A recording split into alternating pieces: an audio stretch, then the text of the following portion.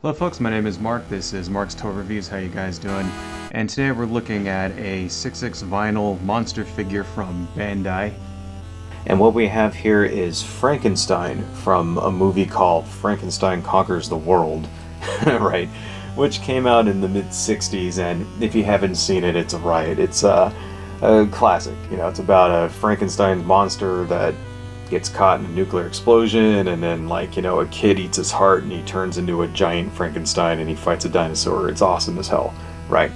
And it's actually by the same company that made Godzilla, so this Frankenstein is supposed to be within the same universe as Godzilla, right?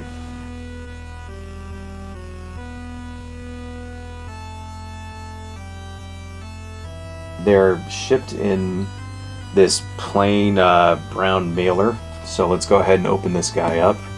So a little story for you all. The way that Toho got the rights to use Frankenstein came from Willis O'Brien, who originally wanted to make a movie called King Kong versus Frankenstein, right? In which the Frankenstein's monster would be created by Dr. Frankenstein, and it would be this giant thing that fights King Kong, right? And they actually sold the concept to Toho.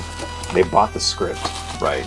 And then they took out Frankenstein and put in Godzilla. And that's how we got King Kong versus Godzilla, right? So then, they still wanted to use Frankenstein, so they made Frankenstein Conquers the World, right?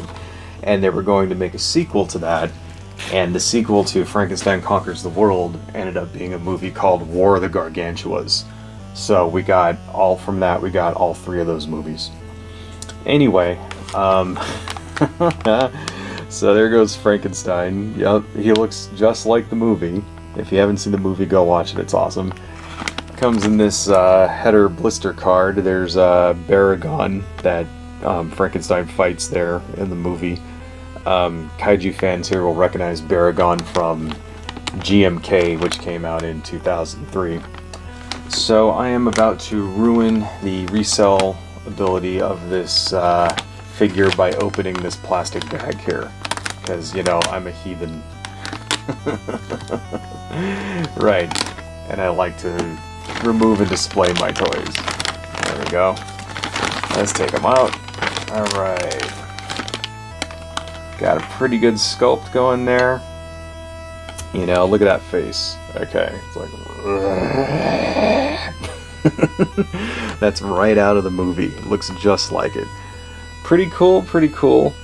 So he's got this tag. I think I'm going to remove the tag also.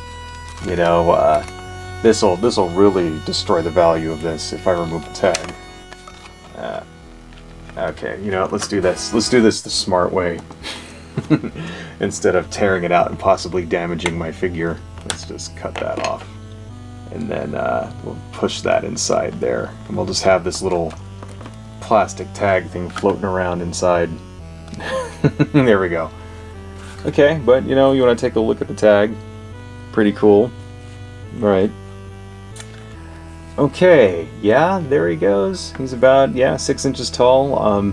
So articulation on these figures is never really good to begin with.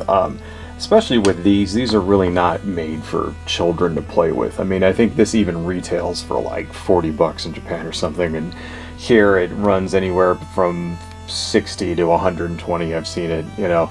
I got this at a con for about $65, so, you know, not too bad. But it's mainly, they're made for display, right? But you still have a little bit of articulation here. You know, you can move his arms up and down and stuff, you know, have him fight Baragon or whatever, right? And yeah, sculpting is pretty precise to the movie. I'm digging those teeth. You know, he was actually missing a tooth there in the movie, so that's cool. And looking under his eyes there and all that stuff. You know, he's got that kind of brow. It's reminiscent of the Karloff Frankenstein, but not exactly the same thing, right? And he's kind of looks more like a caveman, I always thought, with like scars on him, you know, big hairy back. It's funny, if you haven't actually seen the movie, it's like, you know, normally you watch these giant monster movies and they're guys in rubber suits and things, and it's like, this guy's just like a normal person wearing makeup and stuff, so pretty cool, pretty cool. So I think it's kind of amazing that we even got this figure. You know, usually you don't see these more obscure characters from Bandai. Usually they'll come from like Raymundo Toys or YMSF or something like that. So the fact that they even made this, I think, is pretty amazing. This also came, and there's another set with the 2 Gargantuas. And, but that was, you know, too much. I didn't want to spend that much money at the con, so I just got this one. Maybe get those guys next time. Pretty cool, you know. I'm kind of stoked with the stance that he has, because that's exactly how he stands in the movie. He looked, you know, this is exactly what it looks like, just rah, right. I would have been nice to get some waist or head articulation, or even legs, but you know, for what it is, I think it's fantastic. I'm kind of not digging that shoulder. You notice when you bend the shoulder, it's like his whole, like, you know, doesn't line up anymore, but yeah, whatever, who cares, right? I mean, yeah, see, you can kind of see how that doesn't match anymore. But, you know, the fact that we even are getting a Frankenstein vinyl toy is, like, fantastic to me, because you never see this character, you know. I hope that they make more obscure characters like this. I really would like to see more official releases from Bandai of things that you never really see. You know, stuff like the Mondo Island Sea Serpent, or that kind of thing, you know, Gabara. You know, there's a lot of Godzilla characters they never actually made. I'd love to see them.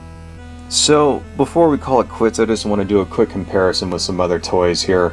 So here is the standard 6-inch Godzilla that is released by Bandai. This one came out, I think, around 2002, 2003, so you can kind of see that they fit in rather well with each other. You know, actually Frankenstein's a little bit taller. My Godzilla's a little dusty there, I gotta wash them off, but you can kind of see, like, on a shelf next to each other, they would actually look pretty good, you know. And then this here is actually the 6-inch Baragon. This is the Baragon that was released with GMK in 2003. Sorry, I got some dust going on there. I really got to clean these things off. Anyway, and you can kind of see that these actually look really good with each other, right?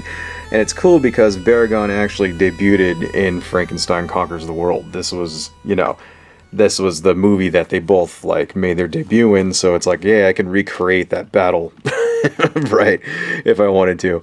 So I'm actually kind of stoked here. I'm pretty happy to see that they actually made a figure of this. Pretty cool. You know, it's like, I mean, come on, how can you not love that face? Anyway, that's all I got, folks. Adios.